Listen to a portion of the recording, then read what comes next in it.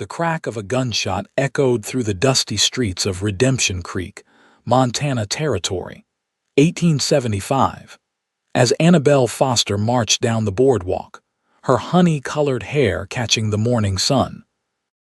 Behind her, the shattered remains of a saloon window and a livid bartender told the story her determined stride couldn't hide. This wasn't the first time the young woman had left destruction in her wake, and the townsfolk who scattered from her path knew it wouldn't be the last. Brock Sullivan watched from across the street, leaning against a hitching post outside the general store, his weathered Stetson pulled low over piercing blue eyes. He'd arrived in town just yesterday, seeking only supplies and perhaps a night's rest before continuing his journey north to Montana's cattle country. But the commotion across the street had caught his attention, as had the fierce-eyed woman who seemed to be at the center of it. "I wouldn't stare too long if I were you," came a voice from behind him. Will Parker, the store owner, had stepped out onto the porch, wiping his hands on his apron. "That there is Annabelle Foster, prettiest face in the territory, meanest disposition this side of the Mississippi." Brock raised an eyebrow but didn't take his eyes off the woman as she continued down the street, her navy blue skirt swishing angrily with each determined step. "What's her story?" Will chuckled, the sound holding no humor. "She's got enough stories to fill a dime novel, friend. Came here 3 years back after her pa died. Inherited his ranch about 10 miles north of town. Been raising hell ever since." "Seems like a capable woman," Brock commented, noticing the way she carried herself, confident and unafraid despite the whispers that followed her. "Capable of shooting a man at 20 paces without blinking, that's for certain." Will shook his head. "They say she ran off the last 2 ranch hands with nothing but a Winchester and her temper. Works that spread all by herself now." Brock found himself intrigued. He'd known plenty of tough women on the frontier, but there was something in the set of this one's shoulders that spoke of more than just frontier grit. "She's trouble, mister," Will continued, his voice dropping. "The kind that follows a man to his grave. Just last month, she nearly killed Thomas Reed in a dispute over water rights." Brock finally turned to the shopkeeper, the hint of a smile playing at his lips. "Then I want all her trouble." Will's eyes widened. "You ain't serious. Did you not hear what I just said?" "I heard." Brock straightened up and adjusted his gun belt. "Where might a man find work around these parts?" Will stared at him incredulously. "You're a fool if you're thinking what I think you're thinking. But if you're set on it, I reckon she could use the help, though she'd never admit it. Foster Ranch. Follow the north road about 10 miles until you hit a creek, then east another 2. Brock nodded his thanks and headed back into the store to finish gathering his supplies.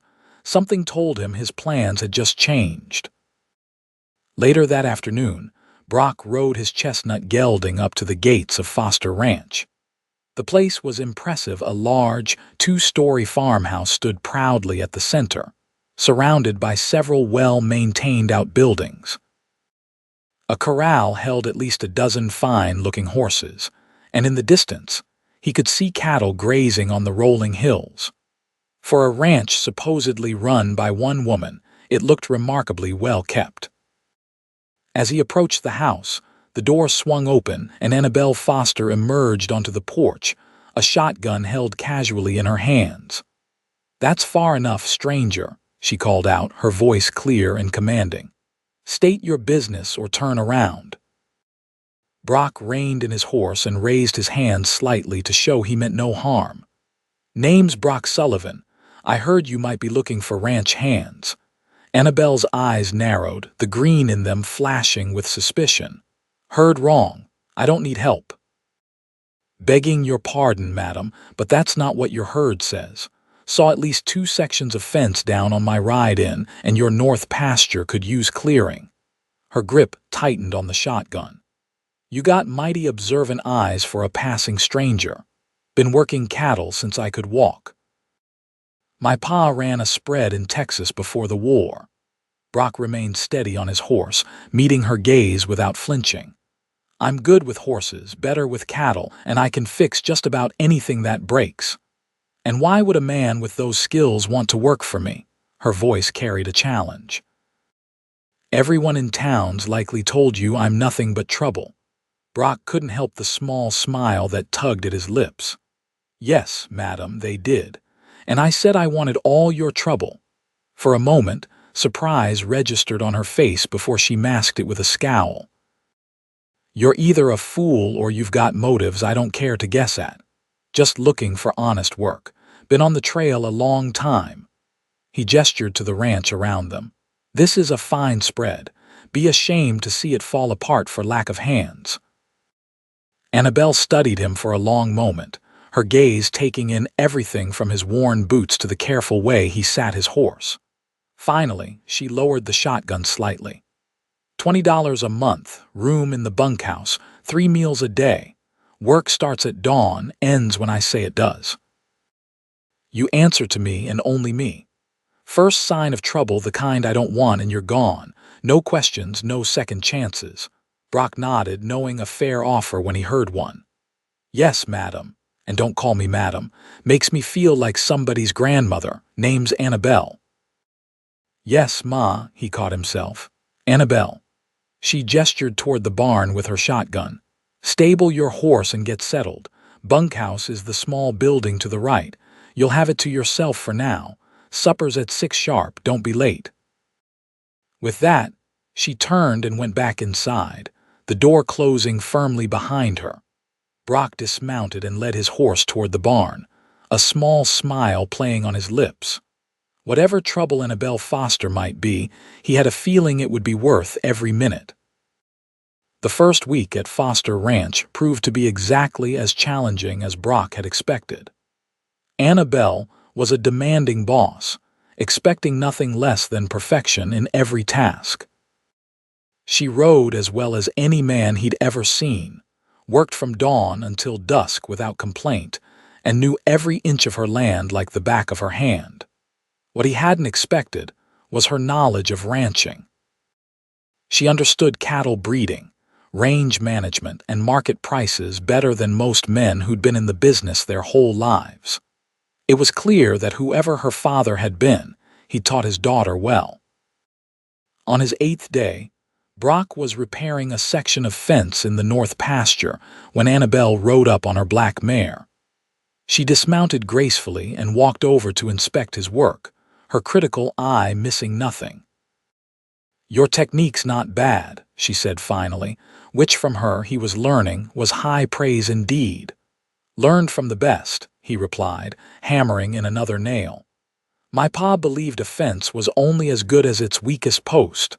Smart man. She leaned against a nearby post, watching him work. Where is he now, your pa? Brock paused, the hammer poised mid-swing. Died in '68. Cattle fever took him and most of our herd. Annabelle nodded, understanding in her eyes. My pa went 3 years back. Heart just gave out one morning. Found him in the barn, still holding a saddle he'd been mending. They were silent for a moment, the shared understanding of loss hanging between them. Town says you've been running this place alone since then, Brock said finally, returning to his work. A hint of defensiveness crept into her posture, and I've done fine. Never said you hadn't. He finished securing the fence post and stepped back to check its stability, but even the best rancher needs hands. Had them, didn't work out. Her tone made it clear the subject was closed. Brock nodded, respecting her boundaries for now. Got another quarter-mile of fence to check before sundown. Mind if I borrow that bay gelding tomorrow? Need to ride the north boundary. If she was surprised by his change of subject, she didn't show it. Bay's got a tender foot. Take the roan instead. He knows the terrain. As she turned to leave, Brock called after her. Annabelle, she paused, looking back over her shoulder. Thanks for the chance. Not many would have given it. Something flickered in her eyes, surprise, perhaps, or uncertainty before she nodded curtly and mounted her horse. As she rode away, Brock couldn't help but wonder about the woman beneath the hardened exterior. There was more to Annabelle Foster than the trouble everyone warned about, and he was determined to find out what. Days turned into weeks at Foster Ranch, and slowly, a routine developed. Brock rose before dawn each morning, often finding Annabelle already in the barn, tending to the horses or planning the day's work. They would share a quiet breakfast prepared by Mrs. Whitaker, an older woman from town who came 3 days a week to cook and clean. Then it was out to the range, mending fences, moving cattle, and all the endless tasks required to keep a ranch running. What surprised Brock most was how well they worked together. Annabelle was direct and efficient, never wasting words or motion. She expected him to keep up, and he did, earning small nods of approval that he found himself valuing more than he'd expected. It was during a particularly difficult cattle drive to the south pasture that Brock first saw beneath her tough exterior. A spring storm had blown in unexpectedly, and they were caught in the open with 200 head of nervous cattle. The rain had turned to hail, pelting them mercilessly as they struggled to keep the herd from scattering. "We need to get them to the grove." Annabelle shouted over the storm, her hair plastered to her face, hat long lost to the wind. "They'll bolt if this keeps up." Brock nodded and spurred his horse, working to turn the lead steers toward a stand of cottonwoods a quarter-mile away. The cattle were panicked, slipping in the mud and bellowing in fear as the hail pounded their backs. Just as they neared the shelter of the trees, a massive crack of lightning split the sky, striking a tree at the edge of the grove. The explosion of wood and fire sent the cattle into a full stampede, directly toward a steep ravine that cut through the eastern edge of the property. "Cut them off," Annabelle screamed, already racing her horse ahead of the herd, trying to turn them. Brock drove his mount hard, coming alongside her as they fought to redirect the panicked animals. The rain was blinding, the ground treacherous, but they worked in perfect harmony, anticipating each other's moves as if they'd been partners for years. They managed to turn the herd, but as the last of the cattle veered away from the ravine, Annabelle's horse hit a patch of mud and went down hard. Brock watched in horror as both horse and rider tumbled to the ground, dangerously close to the trampling hooves of the retreating cattle. Without hesitation, he drove his horse toward her, leaping from the saddle and pulling her clear just as a steer barreled past where she had fallen. They rolled together in the mud, coming to rest against the base of a tree as the last of the herd thundered by. "Are you hurt?" he demanded, his hands moving over her arms and shoulders, checking for injuries. Annabelle winced as he touched her left ankle. "Just my pride, and maybe my ankle." Relief flooded through him, followed quickly by something deeper as he realized how close she'd come to being seriously injured or worse. The thought of losing her hit him with unexpected force. "Don't you ever do that again," he said, his voice rough with emotion. She looked up at him, rain streaming down her face, mud streaking her cheeks. For once, the hardness was gone from her eyes, replaced by something vulnerable and real.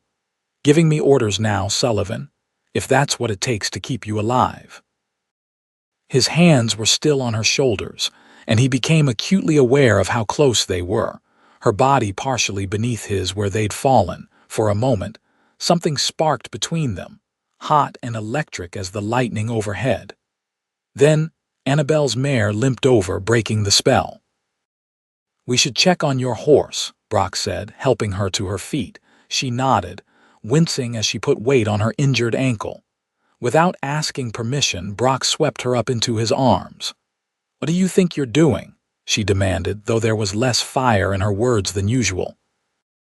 "Carrying you to your horse, unless you'd prefer to crawl through the mud." To his surprise, she didn't argue further, merely looped her arms around his neck as he carried her the short distance to where her mare stood, head down against the rain. The animal had a cut on its foreleg, but seemed otherwise unharmed. Brock helped Annabelle onto his own horse, then led both animals toward home, the storm finally beginning to abate around them. That night after Mrs. Whitaker had bandaged Annabelle's ankle and retired to the small room off the kitchen where she stayed when weather prevented her return to town, Brock found himself sitting across from Annabelle at the kitchen table. A bottle of whiskey sat between them, 2 glasses poured. "To surviving," Annabelle said, raising her glass. Brock clinked his against hers. "To working together." They drank in silence for a moment before Annabelle spoke again. "You saved my life today. You would have done the same." She studied him over the rim of her glass. "Maybe. Not everyone around here would have." Brock leaned back in his chair, curious. "Is that why you're so set on going it alone?" "Bad experiences with the locals." For a long moment, he thought she wouldn't answer. Then she sighed and poured herself another finger of whiskey. "My pa wasn't well liked in these parts. He came up from Texas after the war, bought this land when nobody thought it was worth anything, made it thrive when others struggled." Her fingers traced patterns in the condensation on her glass. "Made enemies doing it." "And those enemies became yours after he died," Brock guessed. She nodded. "They thought I'd be easy to run off. A woman alone, no family to speak of. Figured they could scare me into selling cheap." "I'm guessing they figured wrong." A small, fierce smile touched her lips. "First man who tried to intimidate me found himself staring down the barrel of my pa's shotgun. Word got around after that. They started calling me trouble. So that's the story behind your reputation." Annabelle's eyes met his, challenging. "Does it change your mind about wanting all my trouble?" Brock held her gaze steadily. "Not one bit." Something shifted in her expression then, a softening around the edges that made her look younger, more vulnerable. For the first time, Brock saw beyond the tough rancher to the woman beneath a woman who'd been fighting alone for too long. "Why did you really come here, Brock?" she asked quietly. "And don't give me that line about needing work. A man with your skills could find employment on any ranch in the territory." He considered his answer carefully. "Truth. I've been drifting since the war. Worked ranches from Texas to Wyoming, never staying in one place too long. Something about this place about you made me want to stop running."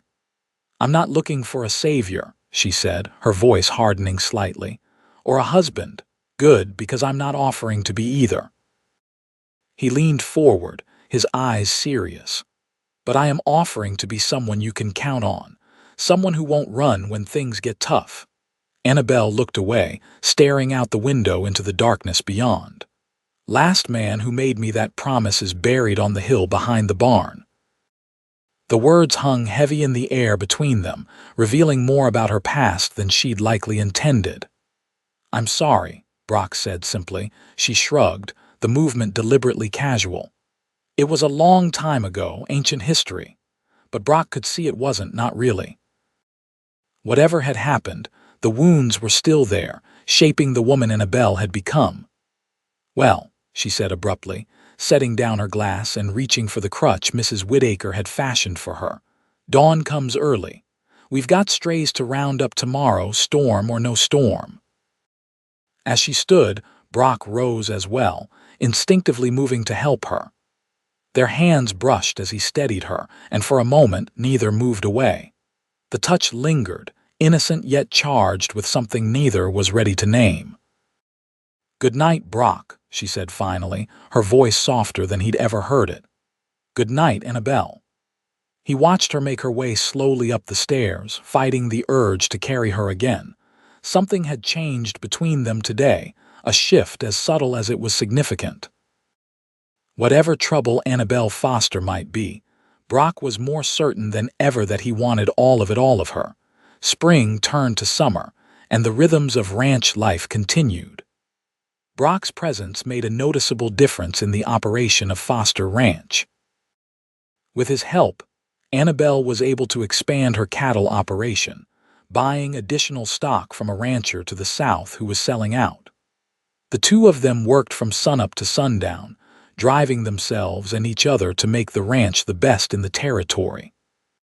As they worked side by side, something grew between them, a partnership built on mutual respect and an understanding that ran deeper than words.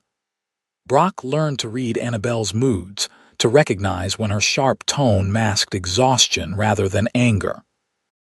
And Annabelle, for her part, began to trust him with more than just ranch work. One evening in late July, they sat on the front porch after dinner, watching the sunset paint the mountains gold and crimson. The day had been brutally hot, but now a gentle breeze offered relief, carrying the scent of wildflowers from the meadow beyond the barn.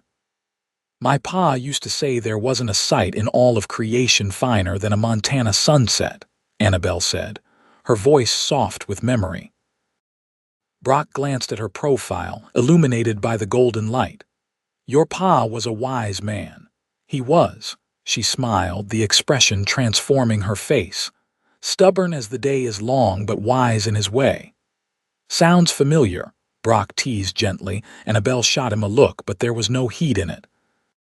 Careful, Sullivan, I still sign your pay. Yes, madam. His deliberate use of the title she disliked drew a reluctant laugh from her. They fell into a comfortable silence, watching as the colors deepened in the sky.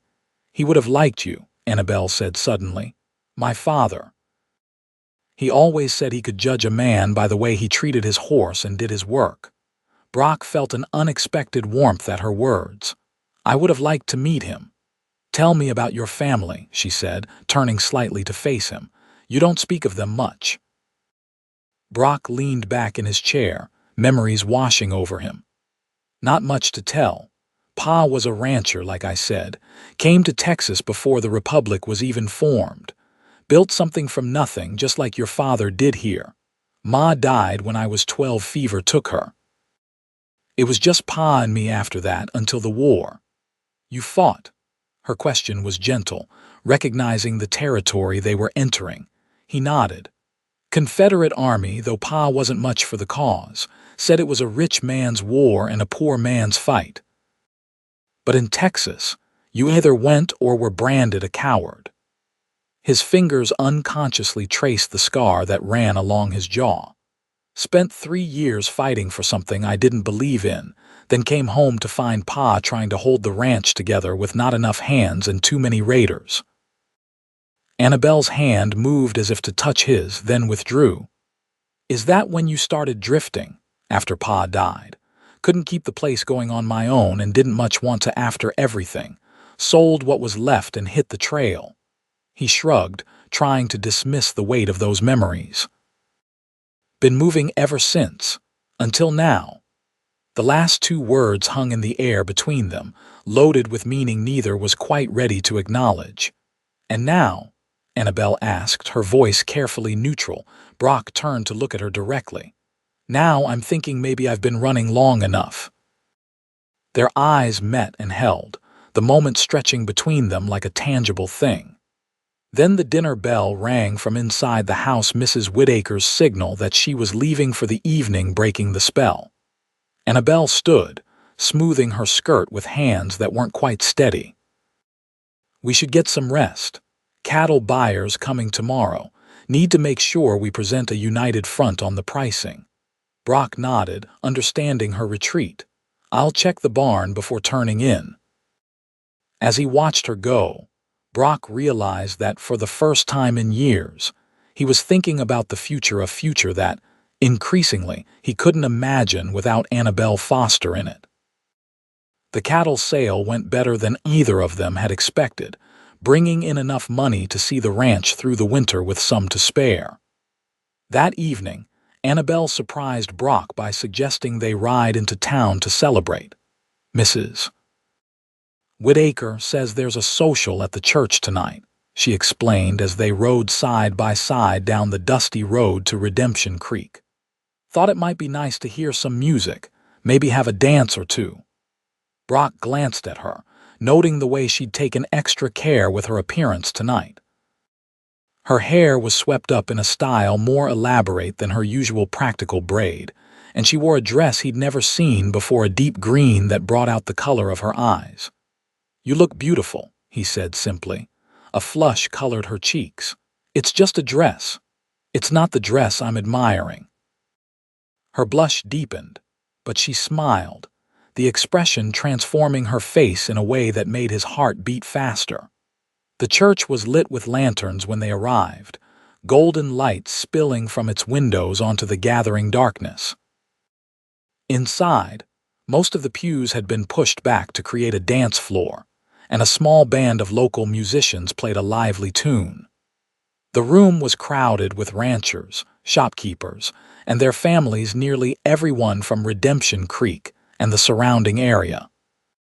As they entered, conversation faltered, heads turning to stare at the unlikely pair. Annabelle Foster, the notorious troublemaker, arriving arm in arm with the handsome cowboy who'd been working her ranch for the past several months. Brock felt Annabelle stiffen beside him, her chin lifting in that defiant way he'd come to recognize. He placed his hand over hers where it rested on his arm, a silent gesture of support. "Miss Foster," the preacher's wife approached, her smile a bit too bright. "How lovely to see you." "It's been ages since you've joined us for a social." "Mrs. Bennett," Annabelle nodded politely. "This is Brock Sullivan, she hesitated, ranch hand." "Pleasure to meet you, madam." Brock tipped his hat. "Mrs. Bennett's eyes darted between them, clearly noting more than just an employer-employee relationship.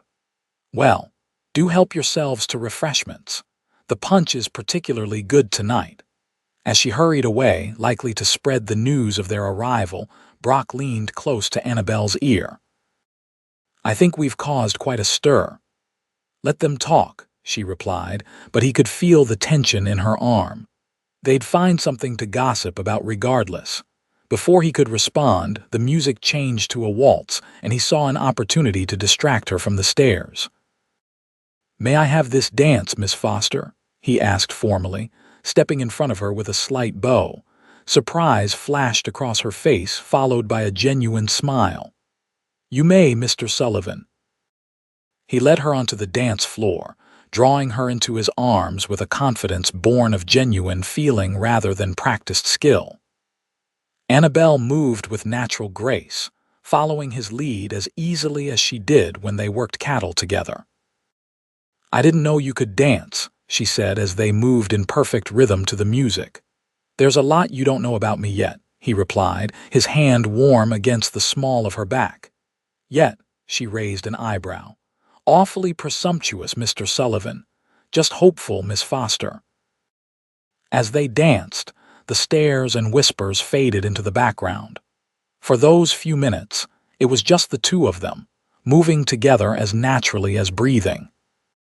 Brock was acutely aware of every point where their bodies touched, his hand on her waist, her hand in his, the occasional brush of her skirts against his legs. He found himself memorizing the details of her face in the warm lantern light. The tiny freckles across her nose, the way her eyes crinkled slightly at the corners when she smiled, the small scar near her left eyebrow that he'd never noticed before. When the music ended, neither moved away immediately, reluctant to break the spell that had enveloped them. It was only when the next song began a livelier tune that brought other couples onto the floor that they stepped apart. "Punch," Brock suggested, offering his arm again. Annabelle nodded, looking slightly dazed as if she too had been caught up in the moment. They made their way to the refreshment table, where Brock filled 2 cups with the sweet drink.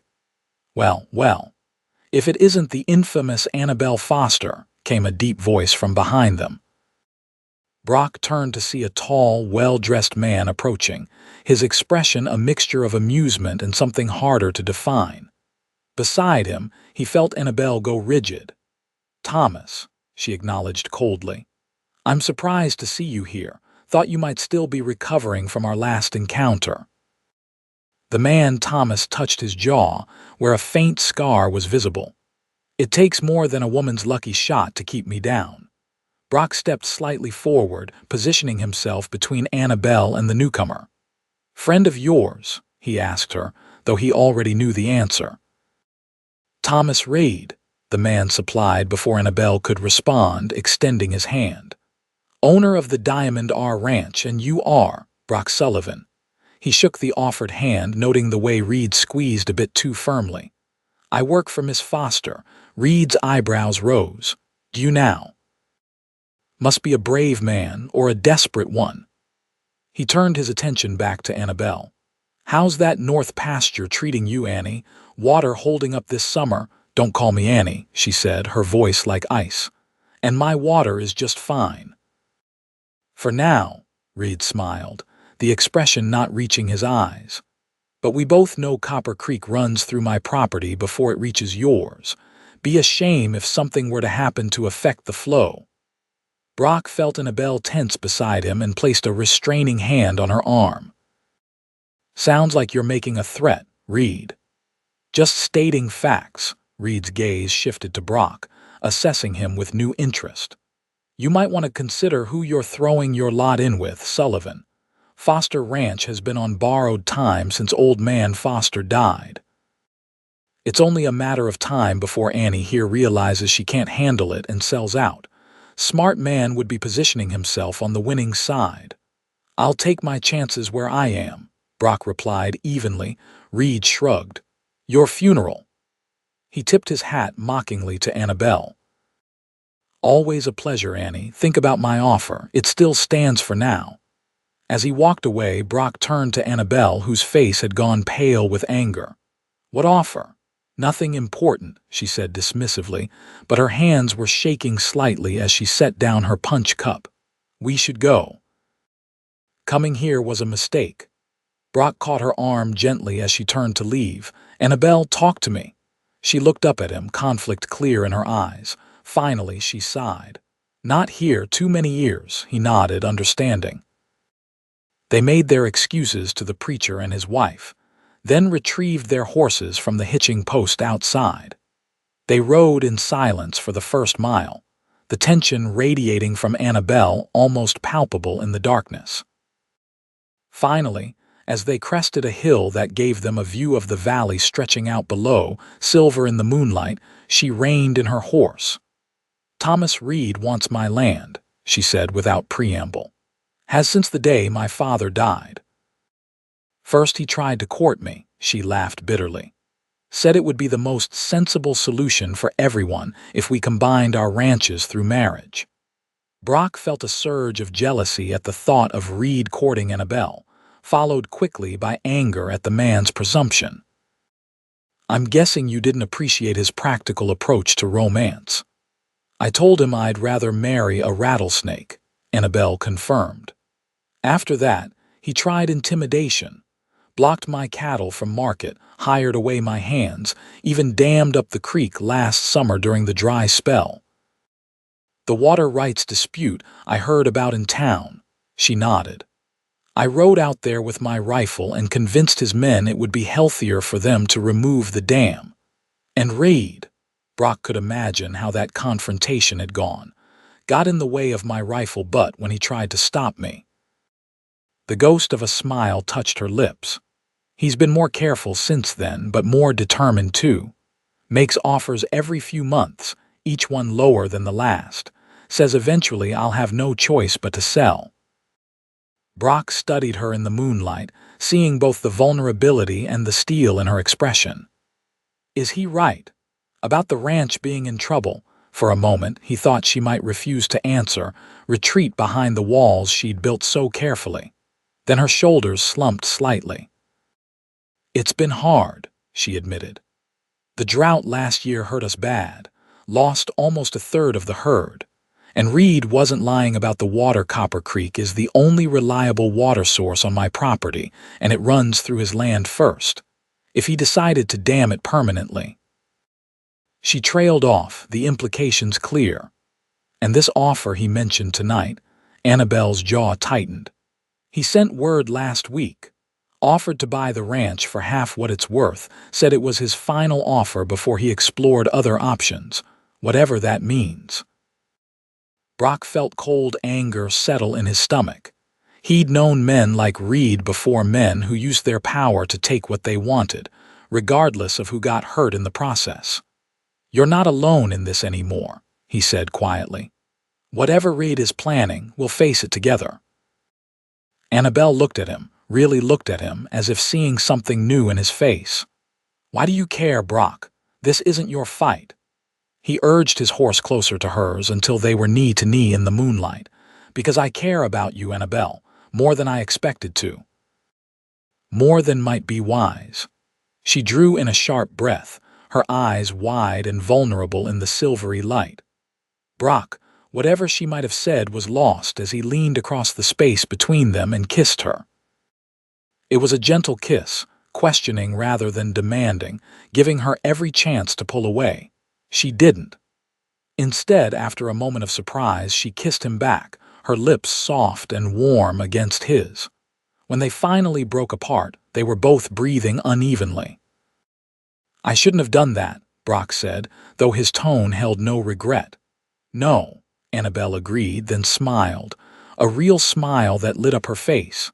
"But I'm glad you did." They rode home side by side, their horses close enough that their legs occasionally brushed against each other. The night was alive with stars and possibilities, and for the first time in years, neither felt quite so alone. The next morning dawned clear and bright, the world seemingly unchanged despite the momentous shift in their relationship. They went about their chores as usual, though there was a new awareness between them, manifesting in lingering glances and fingers that brushed accidentally when passing tools. Neither mentioned the kiss directly, as if speaking of it might somehow break the fragile new understanding they'd reached. Instead, they worked together with a harmony that felt both familiar and thrillingly different. It was mid-afternoon when they noticed the dust cloud approaching from the direction of town. Brock was mending tack in the barn doorway while Annabelle sorted through seed packets for the kitchen garden when the sound of multiple horses drew their attention. "Are you expecting visitors?" Brock asked, setting aside the bridle he'd been repairing. Annabelle shook her head, a frown creasing her brow. "No one." They walked together to the front of the house, watching as 5 riders approached the gate. Brock's hand instinctively moved to the pistol at his hip when he recognized Thomas Reed leading the group. "Stay here," he said quietly to Annabelle. Her chin came up defiantly. "This is my ranch. I'll handle Reed." Before he could argue, she was striding toward the gate, her back straight and her head high. Brock followed, positioning himself slightly behind her but ready to move if needed. Reed and his men reined in their horses outside the gate. The rancher's expression was smugly confident as he surveyed the two of them. "Afternoon, Annie," he called. "Thought I'd ride out and see if you'd had time to consider my offer." "Nothing to consider, Reed," Annabelle replied coldly. "The answer is still no." Reed's smile didn't falter. "I thought you might say that. That's why I brought along a little motivation." He gestured to one of his men, who produced an official-looking document from his saddlebag. "What's that supposed to be?" Annabelle demanded. "Court order," Reed said with satisfaction. "Seems there's some question about your water rights. Judge Peterson has ordered that access to Copper Creek be restricted until ownership can be properly determined." Brock felt Annabelle stiffen beside him. "That's ridiculous," she said, her voice steady despite the shock. "My father secured those rights when he bought this land. Did he now? Strange, because I have documents showing that the water rights were sold separately to my father around the same time." Reed's smile widened. "Could take months to sort out in court. Meanwhile, summer's coming on strong. Cattle need water. Crops too." "You're lying." Annabelle's hands had balled into fists at her sides. "This is just another of your tricks. See for yourself." Reed handed the document to one of his men, who rode forward and extended it toward Annabelle. She snatched it from his hand, her eyes scanning the page rapidly. Brock watched her face pale as she read. "This is forgery," she said finally, looking up with fire in her eyes. Judge Peterson is a friend of my father's. He would never sign this. Reed shrugged. Friend or not, he's bound by the law. And the law says that when there's a dispute over water rights, evidence needs to be examined. My evidence says your daddy never owned those rights to begin with. What do you want, Reed? Brock asked, stepping forward. Cut to the chase. Reed's gaze shifted to him, cold and calculating. Simple. Annie sells me the ranch at my price and this whole water dispute disappears. I'm a reasonable man. I'll even throw in an extra $100, seeing as how you've put work into the place. And if she refuses...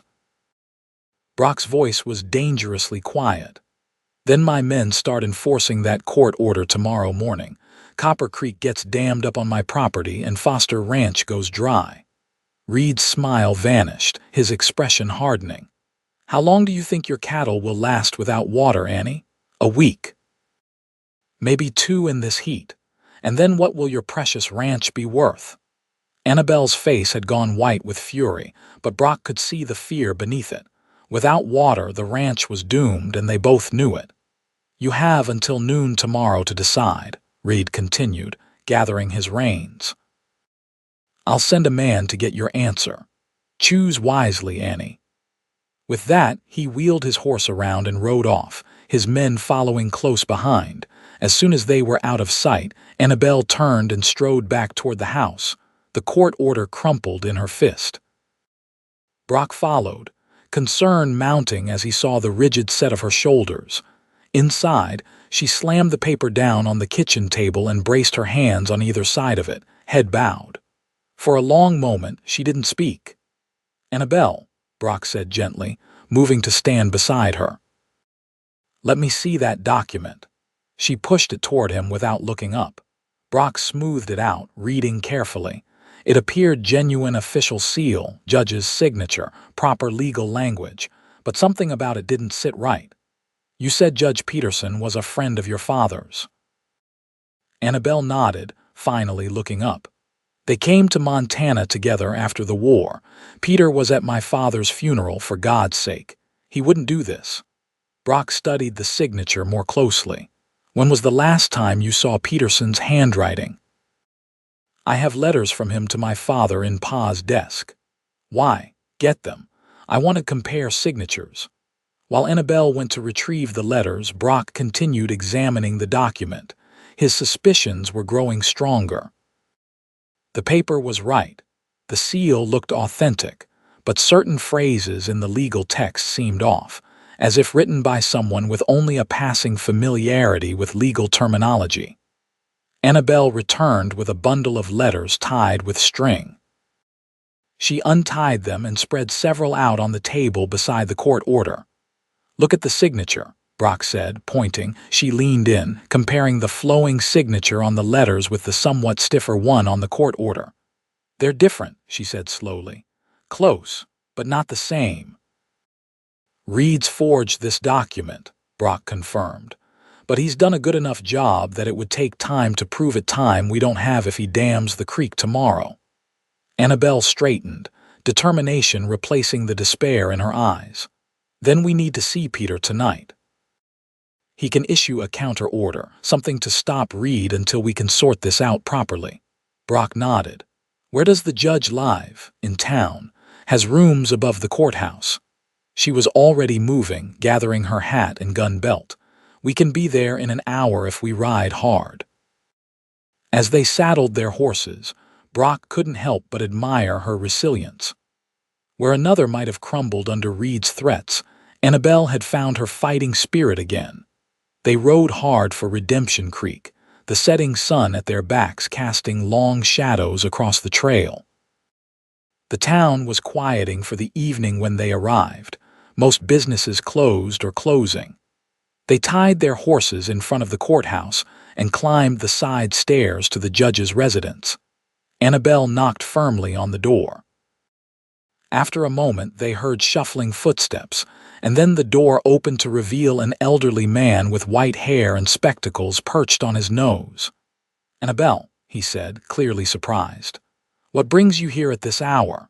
We need your help, Peter, she said without preamble. May we come in?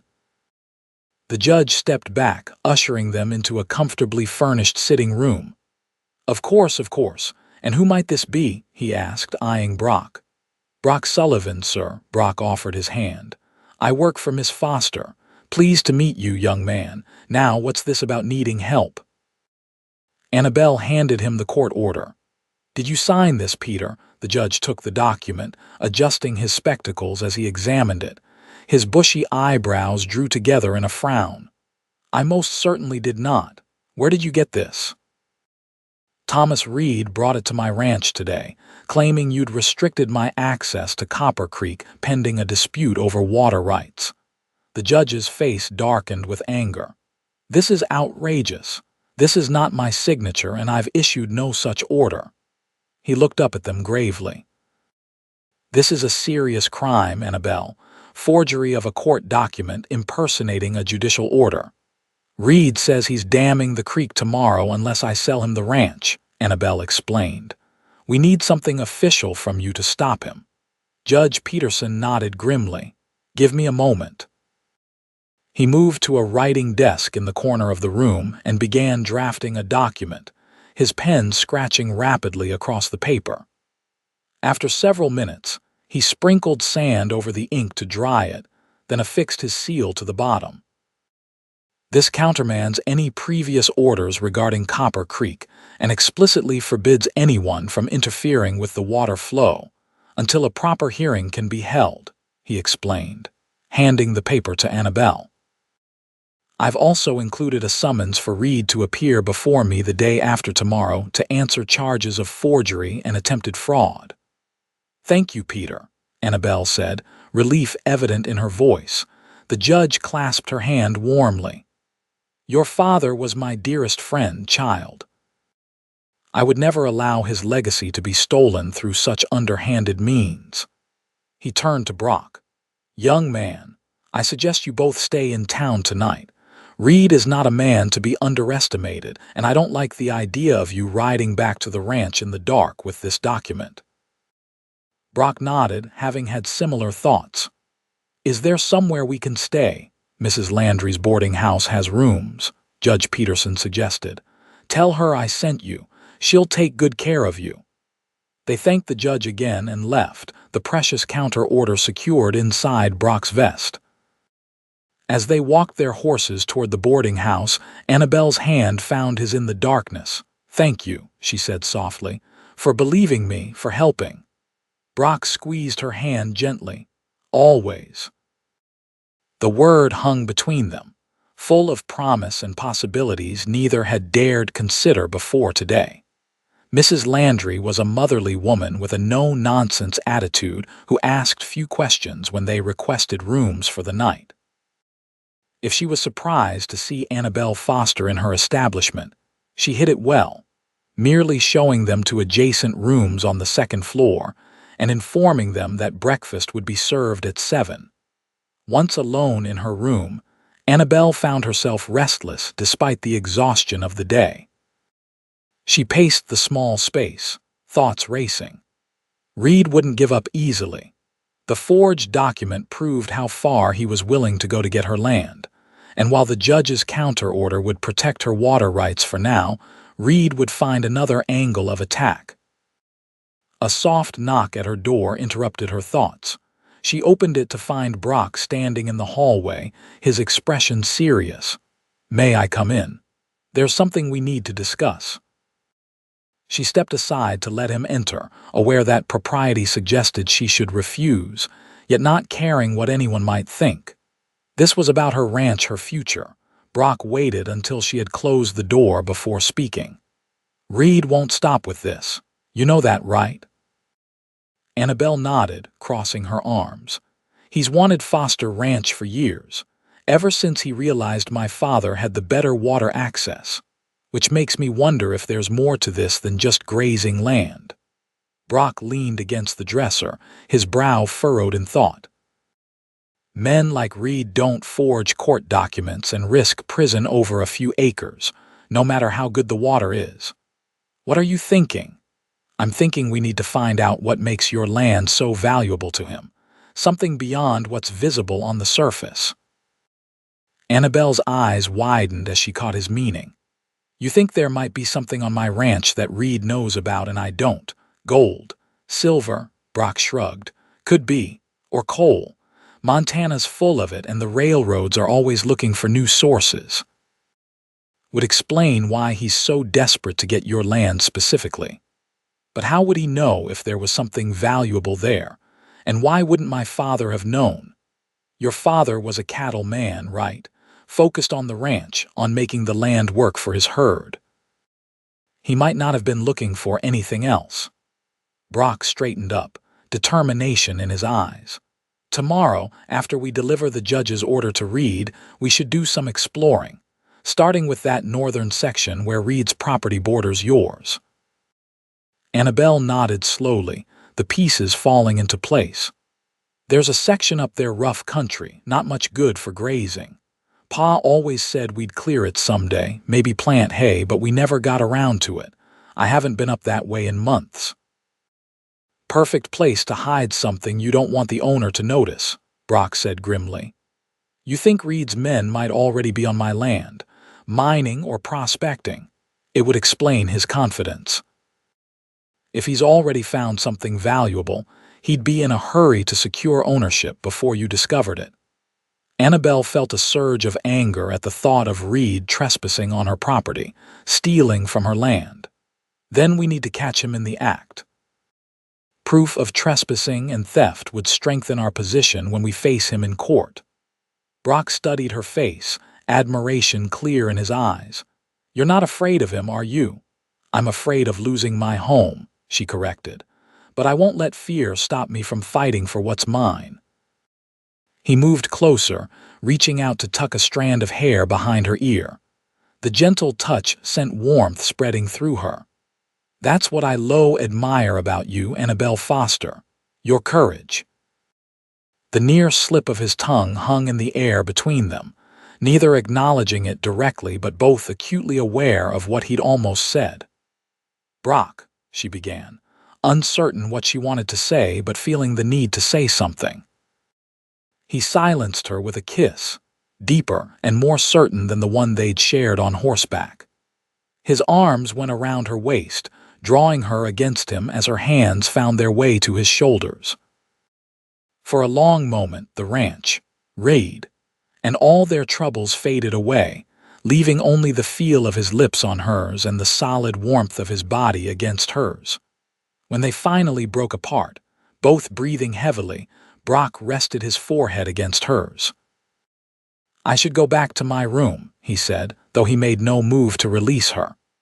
Yes, you should, she agreed, her fingers tracing the line of his jaw, neither moved. The moment stretched between them, fraught with possibility. Annabelle, Brock's voice was rough with emotion. I need you to know something.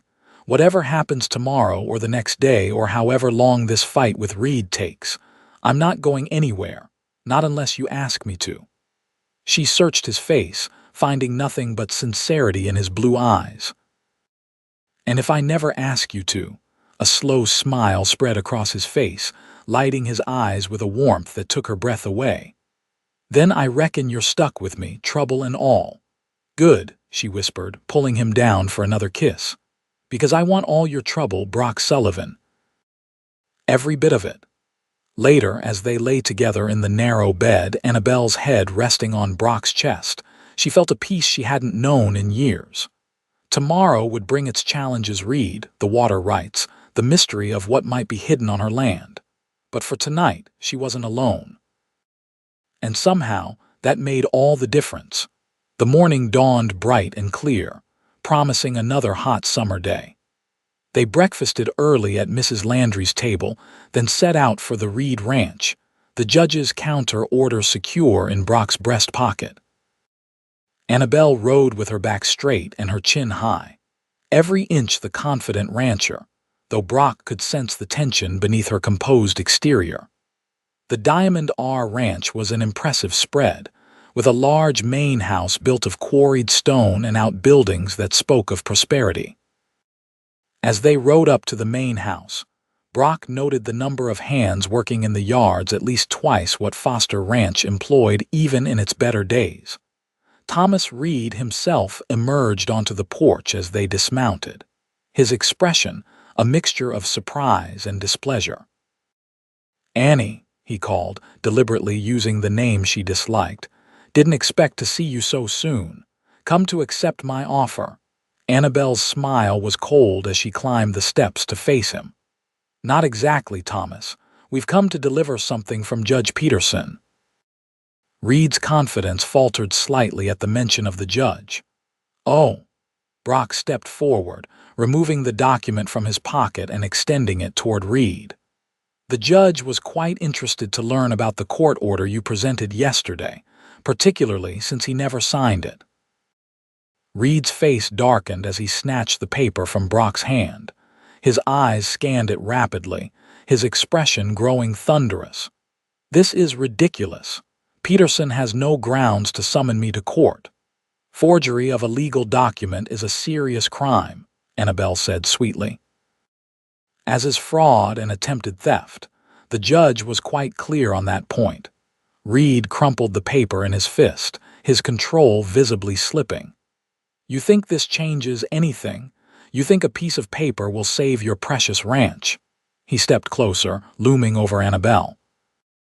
"I've worked too long and too hard to let some stubborn woman stand in my way." Brock moved between them, his hand resting casually near his pistol.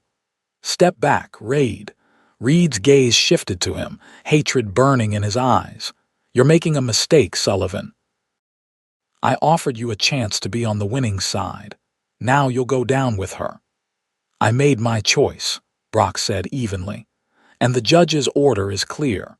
Any interference with Copper Creek will land you in jail, so I suggest you start dismantling whatever dam you've been building up there." For a moment it seemed Reed might attack despite the odds. Then abruptly he stepped back, a cold smile replacing his anger. "Fine. Take your little victory, it won't last." He pointed a finger at Annabelle. "Your father was a thief and a liar, Annie. Everything he built was on stolen ground. Remember that when your precious legacy crumbles around you." Annabelle's face paled at the mention of her father, but her voice remained steady. "My father was twice the man you'll ever be, Thomas, and whatever game you're playing, it's over. Stay off my land." With that, she turned and descended the steps, her back straight with dignity. Brock followed, keeping himself between her and Reed until they had mounted their horses and ridden beyond the ranch gates. Once they were well away from the Diamond R, Annabelle reined in her horse, her composure finally cracking. "The nerve of that man! How dare he speak of my father that way?" Brock stopped beside her, studying her face. "Did his words bother you because they might be true?" She looked at him sharply. "Of course not. My father was an honest man. He earned everything he built." "Then why did Reed's accusation hit so hard? He's clearly trying to rattle you, Annabelle." She was silent for a moment, her gaze distant. "It's not the first time he's made that claim. After Pa died, when Reed first started making offers for the ranch, he mentioned something about setting right an old wrong. I thought it was just another of his tactics." Brock considered this. "Could there be something to it? Some old dispute between your father and Reed's that you don't know about? If there was, Pa never mentioned it." She straightened in the saddle, decision clear in her face. "But we can worry about Reed's accusations later. Right now, I want to check that northern section, see if we can find out what he's really after." They rode hard for Foster Ranch, stopping only long enough to inform Mrs. Whitaker they'd returned safely before continuing north toward the rougher country that bordered Reed's property. The land here was different from the lush pastures of the southern section, rockier, with steep gullies cutting through stands of pine and aspen. Pa always said this land was better left to the deer and mountain lions, Annabelle commented as they picked their way carefully along a narrow trail. "Too rough for cattle, too rocky for crops. Perfect for hiding something, though," Brock noted, his eyes scanning the landscape. They had been riding for almost an hour when Annabelle suddenly reined in her horse. "Look there," she said, pointing to a thin trail of smoke rising above the trees about half a mile ahead. "That's my land, but I don't have any hands working up this way." Brock nodded grimly. "Let's approach carefully. If Reed's men are up to something, they won't be happy to see us."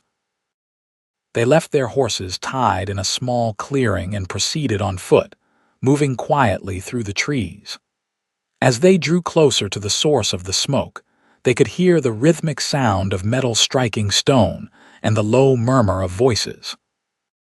Crouching behind a fallen log, they peered into a small gulch where 3 men worked.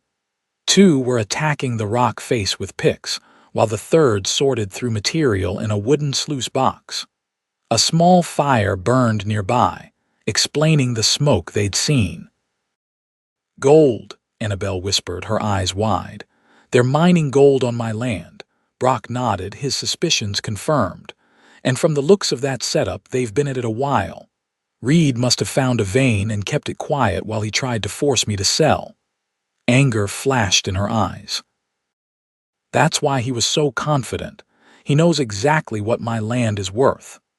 "We need evidence," Brock said, reaching for the small field glass he carried in his saddlebag. "Something to show the judge besides our word against his." He focused the glass on the men, trying to identify them. "That one on the left isn't he one of Reed's hands? The big fellow with the red beard." Annabelle took the glass from him, looking where he indicated. "That's Harlan Lewis. Definitely works for Reed, been with him for years." She shifted her gaze to the others. "Don't recognize the other 2. Probably hired them special for this job. Men who wouldn't be connected directly to him if they were caught." She handed the glass back to him. "What do we do now?" Brock considered their options. "We could confront them, but it's 3 against 2 and they're likely armed. Better to gather evidence and take it to the judge." "Evidence like what?" "We can't exactly carry away that sluice box." He smiled at her impatience. "No, but we can take samples of what they're finding, and maybe something more concrete to connect them to Reed." They watched for several more minutes, observing the operation. The men appeared to be working in shifts, 2 mining while 1 processed the ore. Every so often, the man at the sluice would carefully remove something small and place it in a leather pouch at his belt. "They're finding something, all right," Brock murmured. "Question is, how do we get close enough to get a sample without being seen?" Annabelle studied the layout of the gulch, her eyes narrowing in thought. "There's a way down on the far side, behind that stand of aspens. They're focused on the rock face. If we're careful, we might be able to get close enough to see what's in that pouch." Brock nodded. "Worth a try. But we stay together, and at the first sign of trouble, we retreat. This isn't worth getting shot over." "Agreed." They backed away carefully, then circled around to approach from the direction Annabelle had indicated. The going was rough, with loose shale that threatened to slide beneath their feet and give away their position.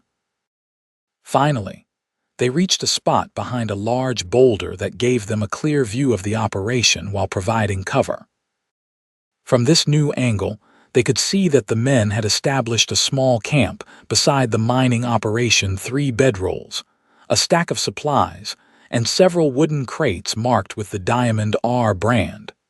"Those crates are Reed's," Annabelle whispered. "And look there on that log. That's his ledger book. I recognize the red leather binding." Brock squinted, following her gaze. Sure enough, a distinctive red book lay open on a flat stump, apparently being used to record the day's findings. "That's what we need," he said. "That book would have records of everything they've taken, maybe even direct orders from Reed. But how do we get to it? It's right in the open, and that big fellow hasn't moved more than 3 feet from it all morning." Brock considered, then grinned suddenly. "I think we need a distraction. Something to draw them away from the camp just long enough for one of us to grab that book." Annabelle raised an eyebrow. "What did you have in mind?" "Something simple but effective." He glanced around, his gaze settling on the horses tethered at the edge of the camp. "Those horses get spooked, they'll have to chase them down. could buy us a few minutes. And how do we spook them from here? Brock reached into his pocket and pulled out a small tin whistle. Pa gave me this when I was a boy, said it might save my life someday if I needed to signal for help. He smiled grimly. It also makes a sound that drives horses crazy if you hit the right note. Annabelle looked skeptical but nodded. All right, I'll go for the book when they're distracted. No, Brock said firmly. I'm faster. You stay here, keep watch. If something goes wrong, you'll need to get back to the judge with what we know. She started to protest, then grudgingly nodded. Fine, but be careful. Brock positioned himself carefully, making sure he had a clear path to the camp and back. When I give the signal, be ready to run if necessary. Taking a deep breath, he put the whistle to his lips and blew a single, piercing note. The effect was immediate. The tethered horses reared in panic, breaking their ropes and bolting into the trees. The three men looked up in alarm, shouting curses as they scrambled after their fleeing mounts. The moment they were out of sight, Brock sprinted for the camp. He snatched up the red ledger and a small leather pouch that sat beside it, then darted back into the cover of the trees just as the first man returned, leading a reluctant horse. Got it, he whispered triumphantly to Annabelle as he rejoined her behind the boulder. Let's go, quick, before they realize anything's missing. They retreated the way they had come, moving as silently as possible until they were well away from the gulch. Only when they reached their horses did they pause to examine what Brock had taken. The ledger was a gold mine of information. Detailed entries showed dates, amounts extracted, and even specific orders from Reed about keeping the operation secret. Most damning of all was a map tucked into the back cover, showing the boundary between Reed's property and Foster Ranch, with the gold vein clearly marked as extending well into Annabelle's land. The leather pouch contained several small nuggets of gold, along with fine gold dust, clear evidence of what was being mined. This is it, Annabelle said, her voice tight with excitement. This proves everything. Reed has been stealing from my land, lying to force me to sell. Brock nodded, closing the ledger carefully. And with Judge Peterson already suspicious of him because of the forged water rights document, this should be more than enough to bring Reed down. They mounted their horses and rode hard for Redemption Creek, the evidence of Reed's deception secure in Brock's saddlebag. The afternoon was waning by the time they reached town, shadows lengthening as they made their way to the courthouse. Judge Peterson was still in his office, reviewing cases for the next day's court session. He looked up in surprise as they were shown in by his clerk. Annabelle, Mr. Sullivan, I didn't expect to see you again so soon. Did Reed give you trouble over the counter order? You could say that, Your Honor, Brock replied, placing the ledger and pouch on the judge's desk. But we've discovered why Reed is so desperate to get Annabelle's land. The judge listened intently as they related their discovery of the gold mining operation on Foster Ranch land. His expression grew increasingly grave as he examined the evidence they'd brought. This is serious indeed, he said finally, closing the ledger. Reed has committed multiple crimes here: trespassing, theft of resources, fraud in his attempts to acquire the property through deception. He looked up at Annabelle. My dear, I believe you have grounds for not only criminal charges but a significant civil claim against Reed for the value of the gold already removed from your property. Annabelle's eyes widened. You mean I could actually be compensated for what he's stolen? Most definitely. Based on these figures, he tapped the ledger, we're talking about a substantial sum, enough to secure Foster Ranch's future for many years to come. Relief and vindication washed over Annabelle's face. What happens now? Now, the judge said, rising from his chair, I issue a warrant for Thomas Reed's arrest on multiple charges. I'll send the sheriff out tonight. He smiled grimly. Reed thought he could intimidate a woman alone, but he underestimated you, Annabelle. and he certainly didn't count on you having such capable assistants. He nodded respectfully toward Brock. As they left the courthouse, the weight of weeks of worry finally lifting from her shoulders, Annabelle turned to Brock. "We did it," she said, a genuine smile lighting her face. "He can't touch the ranch now." Brock took her hand, squeezing it gently. "Never doubted you for a minute." She looked up at him, emotions playing across her face: relief, gratitude, and something deeper that made his heart quicken. "What you said last night about staying, did you mean it?" "Every word." He drew her closer, not caring who might see them standing in the middle of the street. "I told you, Annabelle Foster, I want all your trouble, the good, the bad, all of it." Her smile widened. "Even now that the trouble's mostly over." "Oh, I have a feeling you'll find new trouble before long," he teased. "And I plan to be right there beside you when you do." She laughed, the sound bright and free in a way he'd never heard before. "Is that a promise, Brock Sullivan?" In answer, he kissed her, right there on the main street of Redemption Creek, with the whole town as witness. And in that moment, with Annabelle in his arms and the future stretching bright before them, Brock knew he'd finally found what he'd been searching for all those years on the drift. He'd found home. The arrest of Thomas Reed sent shockwaves through Redemption Creek.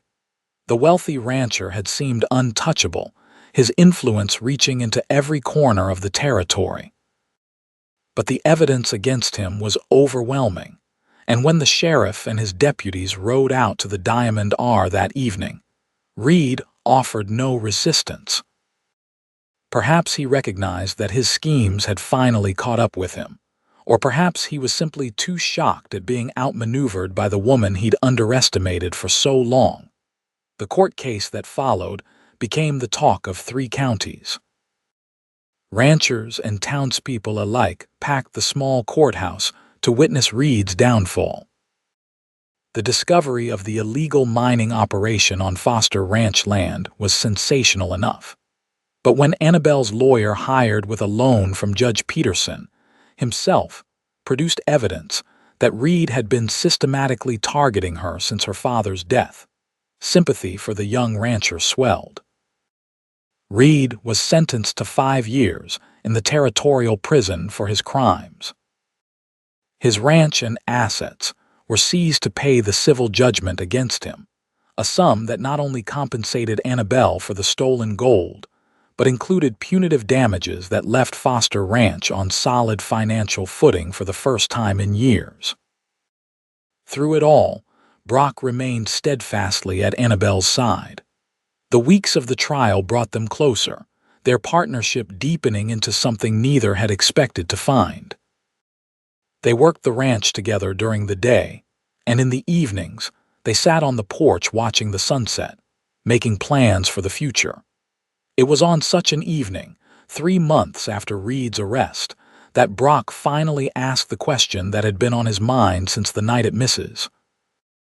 Landry's boarding house. The autumn air was crisp, the first hint of winter riding on the breeze as they sat side by side on the porch swing. Annabelle was wrapped in a woolen shawl, her head resting comfortably on Brock's shoulder as they watched the stars appear one by one in the darkening sky. "I've been thinking," Brock said, his voice casual despite the pounding of his heart. Annabelle murmured, sounding content and half asleep, "about the future, about us." She stirred, lifting her head to look at him. "What about us?" Brock took a deep breath, then reached into his pocket and pulled out a small object wrapped in a handkerchief. "I rode into town yesterday while you were meeting with that cattle buyer from Helena. I noticed you were gone," she said, eyeing the handkerchief curiously. "What's that?" Instead of answering directly, he carefully unwrapped the object, revealing a simple gold ring with a small, perfect diamond set in the center. It caught the light from the window behind them, sparkling even in the dim evening light. Annabelle's breath caught as she stared at the ring. "Brock." "I know it's not fancy," he said quickly, "but it's honest gold from our land, not Reed's stolen cash, Had Old Man Winters at the assay office melt down one of the nuggets we found and set this stone? He paused, suddenly unsure. If you don't like it, we could choose something else. It's beautiful, she whispered, her eyes shining with unshed tears. But Brock, are you sure? Running a ranch with me is one thing. Marrying me is all I want, he finished for her. Annabelle Foster, from the moment I saw you storming down that street in town, something in me knew. They all warned me you were trouble, and I said I wanted all your trouble. I meant it then, and I mean it now. He took her hand, his eyes never leaving hers. Will you marry me? Make a life with me here on this land you fought so hard for. For a moment she didn't speak, and Brock felt a flicker of doubt. Then she smiled, a radiant smile that transformed her face and stole his breath away. Yes, she said simply. Yes, I'll marry you, Brock Sullivan, trouble and all. He slipped the ring onto her finger, then gathered her into his arms, kissing her with all the love and promise he felt for their future together. When they finally broke apart, both breathless and laughing, Annabelle rested her forehead against his. You know what this means, don't you? She asked, a teasing light in her eyes. What's that? You're not just a ranch hand anymore. You're going to be a full partner in Foster Ranch, Brock grinned. I was thinking more Sullivan Foster Ranch, but we can negotiate the details. She laughed, the sound joyous and free. Always the diplomat. Only with you, Annabelle, only with you. They were married 2 weeks later in the small church in Redemption Creek, the same one where they had danced together that fateful night. Mrs. Whitaker cried openly throughout the ceremony, while Judge Peterson beamed with paternal pride as he gave the bride away. Even the townspeople who had once whispered about that Foster woman and her notorious temper seemed touched by the obvious love between the couple. After the wedding, they rode back to their ranch now in a wagon decorated with ribbons and flowers by the ladies of the church. As they crossed onto Foster land, Brock reined in the horses, turning to his new wife with a smile. Welcome home, Mrs. Sullivan. Annabelle's smile matched his own, her eyes bright with happiness. It feels different somehow, doesn't it? Same land, same house, but different. Better, Brock agreed, leaning over to kiss her. Because now it's truly ours. Everything we've fought for, everything we've built together. She nestled against him as he urged the horses forward again. I never thought I'd share this place with anyone after Pa died, never thought I could. And now I can't imagine it any other way. She looked up at him, love shining in her eyes. You were right, you know. That first day in town when everyone warned you about me. About what? About wanting all my trouble. She reached up to touch his face gently. Because you got it, Brock Sullivan. Every last bit of it. He laughed, pulling her closer against his side. And I wouldn't have it any other way. As the wagon rolled up to the house that would be their home for decades to come, both knew that whatever challenges the future might bring, they would face them together. The trouble that had once defined Annabelle Foster had brought them together, and the love they had found would see them through whatever lay ahead. For a drifting cowboy and a fiercely independent rancher, it was the perfect happy ending and the perfect beginning. 15 years later, Foster Sullivan Ranch stood as one of the most prosperous in the territory. The gold vein that Thomas Reed had coveted turned out to be just the beginning. With careful management and Brock's expertise in mining acquired over the years, they had developed a modest but profitable operation alongside their thriving cattle business. The house had expanded as their family grew, first with the addition of a nursery for their twins, Adam and Alice, born a year after their wedding, then with more rooms as Benjamin joined the family 3 years later, followed by their youngest, Amanda, 2 years after that. On a warm summer evening, much like the one when Brock had proposed, the family gathered on the expanded front porch after dinner. The children, no longer small, engaged in their usual good-natured bickering while Brock and Annabelle watched from the swing that had become their special spot. At 41, Annabelle's honey-colored hair now held strands of silver, and fine lines crinkled at the corners of her eyes when she smiled. But her spirit remained as vibrant as ever, her love for the land and her family as fierce as the day Brock had first met her. Brock himself, at 45, had weathered into the very image of a successful rancher. Years of hard work had added character to his face, but his blue eyes still held the same warmth when they looked at his wife. "You ever regret it?" Annabelle asked suddenly, her voice low enough that only he could hear. "Regret what?" he asked, though he knew what she meant. "Taking on all my trouble, settling down here instead of continuing to drift, building all this." She gestured to encompass not just the ranch but their children, their life together. Brock smiled, taking her hand in his thumb brushing over the wedding ring he'd placed there 15 years ago. Not for a single moment. He could still remember that day in town, Will Parker's warning and his own impulsive response. They warned him she was trouble, and he'd wanted all her trouble. It had been bravado then, perhaps even foolishness. But now, looking at the life they'd built together, he knew it had been the wisest decision he'd ever made. "What about you?" he asked. "Ever regret taking a chance on a drifting cowboy with nothing to his name but a horse and a saddle?" Annabelle leaned her head against his shoulder, watching as their eldest son showed his younger brother how to properly throw a lasso. "Never. Not even when you insist on teaching the boys to rope everything in sight, including Mrs. Whittaker's prize chickens." Brock chuckled, remembering the old housekeeper's indignation at finding her hens expertly lassoed by 10-year-old Adam. "Those chickens had it coming. They'd been eyeing me suspiciously for weeks. Hum. I'm sure it had nothing to do with you encouraging the boys to practice their skills." Their easy banter was interrupted by Amanda, who at 8 years old was the spitting image of her mother, right down to the determined set of her chin. "Pa," she said, climbing onto the swing between them, "Alice says girls can't be ranchers. Tell her she's wrong." Brock exchanged an amused glance with Annabelle over their daughter's head. "Is that so? Well, I happen to know the best rancher in all of Montana, and she's definitely a woman." Amanda beamed triumphantly.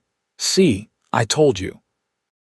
She called to her sister, who rolled her eyes good-naturedly from where she sat on the porch steps. "Your father's biased," Alice replied with the superior air of a 16-year-old who knows everything. "He's married to Mama." "And your Mama," Annabelle interjected, "managed this entire ranch by herself before your father came along, so I think that settles the matter."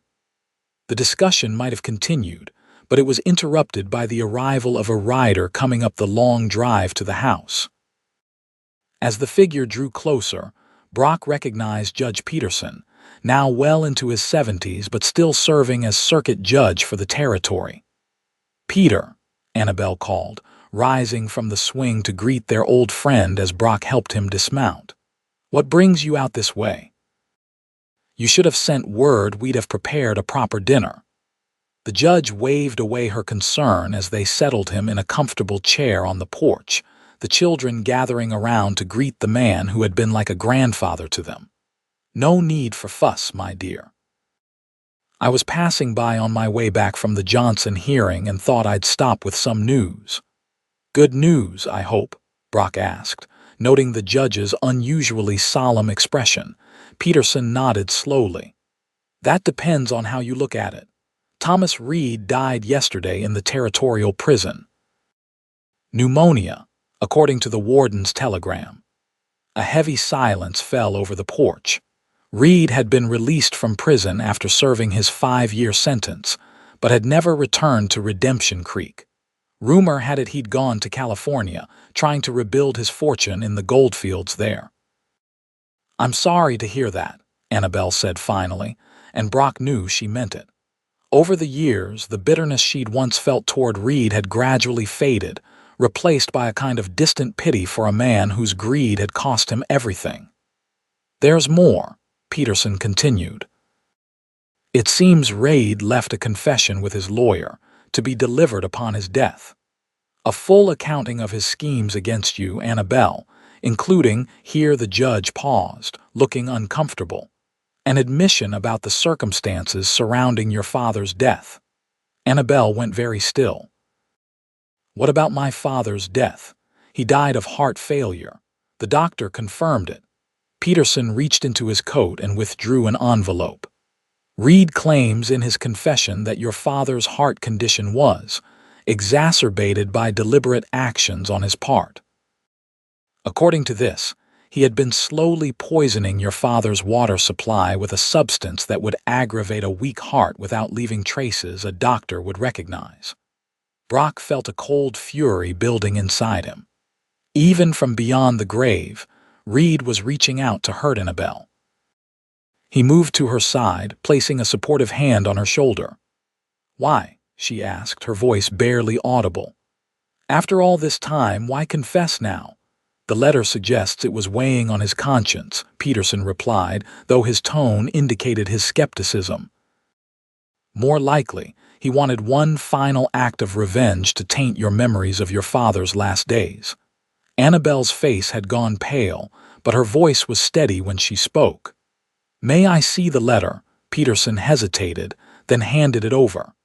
"I've already shown it to the territorial prosecutor. He's reviewing whether there's sufficient evidence to open an investigation, though with Reid dead and the events so long past." "It would be my word against a dead man's," Annabelle finished for him. "And what would be the point? It won't bring Pa back." She opened the envelope and read silently, her expression giving nothing away. When she finished, she carefully refolded the letter and handed it back to the judge.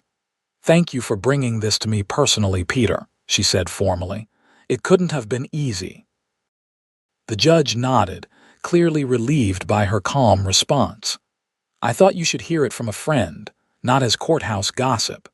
He rose, declining their invitation to stay for supper. "I should be getting back to town before dark.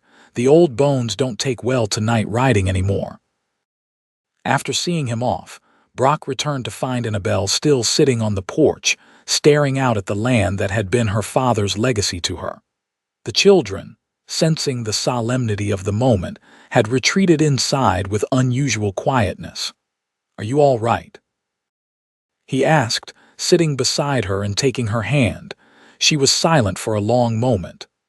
"I always knew Reid was behind Pa's death somehow," she said finally. "Not literally, not poisoning him. But the stress of fighting Reid's attempts to take the ranch, the constant battles over water rights and boundary lines, it wore him down. His heart was already weak from rheumatic fever as a child. The doctor said any strong emotion could trigger an attack." Brock squeezed her hand gently. "Your father would be proud of how you've protected his legacy, how you've built on what he started." "Our legacy now," she corrected, looking up at him with a sad smile. "That's what would truly infuriate Reid if he could see it. Not just that I kept the ranch, but that we've made it so much more than it was, that we're happy." Brock put his arm around her shoulders, drawing her close. "Reid's gone, Annabelle. Whatever demons drove him, whatever poison he tried to spread, it's over now." She nodded, resting her head against him. "I know, and I won't let him taint our happiness, not even from the grave." She straightened, some of her usual fire returning to her eyes. "In fact, I think it's time we formally changed the name of this place. No more Foster Sullivan Ranch. Just Sullivan Ranch from now on." Brock raised an eyebrow. "You sure about that? Your father's name lives on in our children, in the stories we tell them about their grandfather, in the land we tend that he loved so much." She took both his hands in hers. "But this place is yours now too, Brock. Has been for 15 years. It's time the name reflected that." He was touched by the gesture, understanding what it meant coming from her. "Sullivan Ranch it is then, though I have a feeling people will still call it Foster Land for years to come." "Let them," she said with a shrug. "We know what it really is, the home we built together, trouble and all." The sound of their children's laughter drifted out from the house, a reminder of all they had created from the challenges they'd faced. Brock pulled Annabelle to her feet, drawing her into his arms for a kiss that held all the passion and tenderness of their years together. "I love you, Annabelle Sullivan," he murmured against her lips. "Trouble and all." She smiled up at him, the sadness fading from her eyes. "And I love you, Brock Sullivan, for wanting all my trouble when everyone else ran from it." Hand in hand, they went inside to join their children, leaving the ghosts of the past behind them. Whatever Thomas Reed had intended with his final confession, he had failed.